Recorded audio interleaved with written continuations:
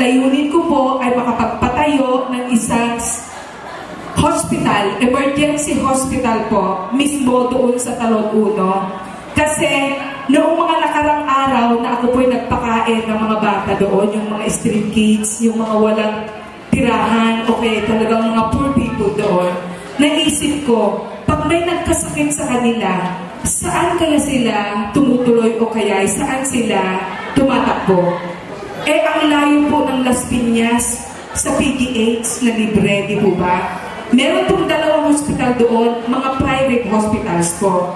So, ang naisip ko talaga, magkaroon sila ng emergency hospital para in case na meron pong emergency o kaya kung ano man mangyari sila, nasaksak o kaya kung ano-ano pong mga kapansanan o whatever, o kaya nagkaroon sila mga minor diseases, at least meron po silang matakbuhan. Kaya yun po mismo, gagawin ko po ang lahat ng makakaya ko para lang po ako makapag-raise ng fund para maipatayo po yun.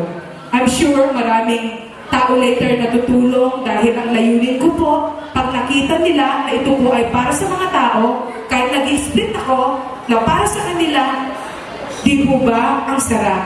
Kaya sa pamamagitan po ng mga clip na to, sana po huwag mawala. Dahil yan lang po ang mga props ko ngayon, di ba? Pwede pa rin po ako mag-explain. Ayan. Okay. Nagkanta naman tayo ng isang sabi ko yung hindi mabilis eh. Ginawa mo naman akong makinang maton. Oh, di ba? Napagod na tuloy yung mukha ko. Tingnan mo, kamukha ko na talaga si Madam Awing. Pero pagpasensyahan nyo niya, okay lang ba? Kahit tumulo na yung pawis ko lahat, okay lang, di ba? Oh, ayun, tanggap naman nila eh. Di ba? Alright. Tanggap naman nila yung kalukahan ko, di ba? Pero trabaho lang po yun. I'm so glad ang dami pala tayong kahit mga bata, kahit mga lolo-lola. Mga bata, hindi ko kaalain na mga fans ko na rin pala mga bata. Bino mo yun? Akala ko mga kalalakihan lang yung mga fans ko. Bino mo mga bata? O di ba ba? Kasi alam ko nila na mapagmahal ako sa bata. Ayun! Okay. Dito muna ako para mukha ako matangkad.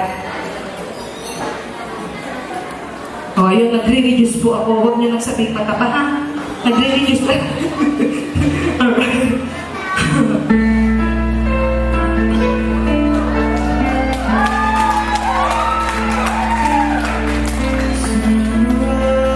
Every now and then I get a little bit lonely, and you never come around. Every now and then I get a little bit tired of listening to the sound of my tears. Every now and then I get a little bit angry